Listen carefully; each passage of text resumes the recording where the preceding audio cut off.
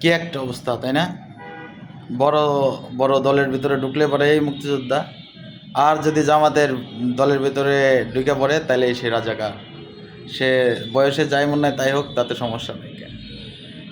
আসলে কি, এগুলা করতে করতে দেশটার হুং মারতেছেন, বুঝছেন না? কি আর করার, মারতে থাকেন যে যদ্দূর পারেন। এখন দেশের ভালো কিছু চাইলে তো সাথে সাথে রাজাকার। কারণ দেশের সম্পদ দেশে রাখা, আর যদি সুন্দর করে নিজের তল্পি তল্পা গুছায় মোটামুটি পার করা যায় কোনো জায়গায়, তাইলে বীর মুক্তিযোদ্ধার খেতাব আপনি 19 বছরে পাইবেন।